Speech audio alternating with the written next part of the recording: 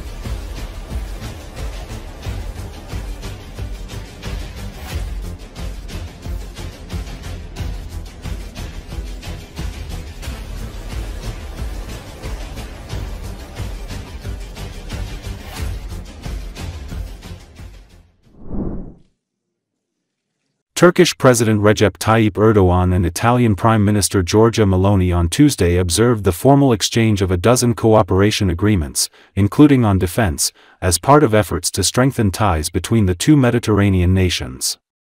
According to Associated Press, Erdogan was in Rome to attend a fourth so-called intergovernmental summit between Italy and Turkey that aims to boost trade and cooperation. His visit comes at a time when Turkey and Italy have expanded defense partnerships.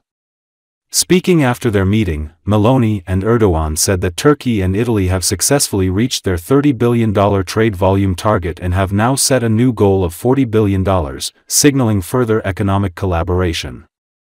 The meeting was also an opportunity to discuss the war in Ukraine and stability in the Middle East. Meloni said that Italy reiterates its full support for President Trump's efforts to achieve a just and lasting peace. We think that the meeting in St. Peter's between the U.S. President and the Ukrainian President was of enormous significance, and clearly we all hold out the hope that it could represent a turning point in this affair. We reiterate our call for an immediate and unconditional ceasefire that will last as long as it takes to start a serious path and real peace talks. Meloni said. The Italian Prime Minister said that Italy and Turkey share the need to ensure a democratic transition in Syria and to renew their common commitment to the full stabilization of Libya through UN mediation. Italy sees Turkey as a key partner in managing migration numbers and maintaining stability in the region. Meloni thanked Erdogan, saying joint measures by Turkey and Italy had resulted in the number of migrants originating from Turkey dropping to zero. L'Italia ribadisce il suo pieno sostegno agli sforzi del Presidente Trump per arrivare a una pace giusta e duratura. Penso che l'incontro a San Pietro tra il Presidente americano e il Presidente ucraino abbia avuto un significato enorme e chiaramente nutriamo tutti la speranza che possa rappresentare in questa vicenda un punto di svolta. Ribadiamo l'appello a un cessate il fuoco immediato e incondizionato che duri tutto il tempo necessario ad avviare un serio percorso e reali trattative di pace. Ieri abbiamo appreso la notizia di una nuova dichiarazione unilaterale da parte russa di una tregua di 3 giorni limitata alle celebrazioni per la vittoria della Seconda Guerra Mondiale, chiedo scusa. È un'iniziativa della quale prendiamo atto, ma è tutt'altra cosa rispetto a quello che è necessario. Ovviamente non possiamo che rinnovare l'auspicio che la Russia dimostri concretamente la sua volontà di perseguire la pace come ha saputo fare l'Ucraina. Complementarietà che è molto alto. In Turchia operano oltre 400. Abbiamo avuto uno scambio anche ovviamente sul Medio Oriente, in particolare su Gaza, dove assistiamo a una situazione sempre più tragica.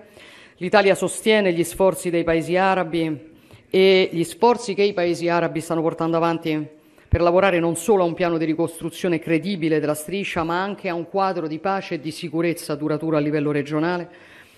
Abbiamo condiviso la necessità di garantire in Siria una transizione democratica fondata sulla piena inclusione di tutte le componenti della società, incluse le minoranze etniche e religiose.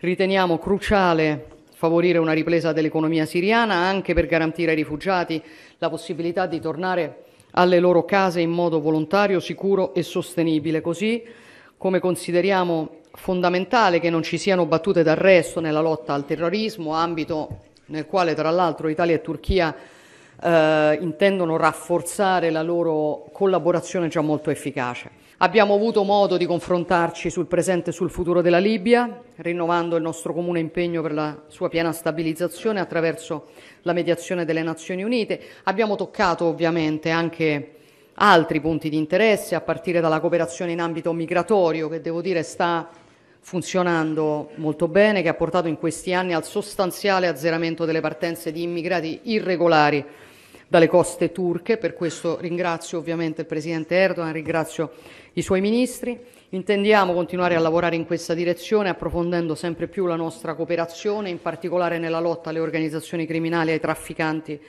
di esseri umani.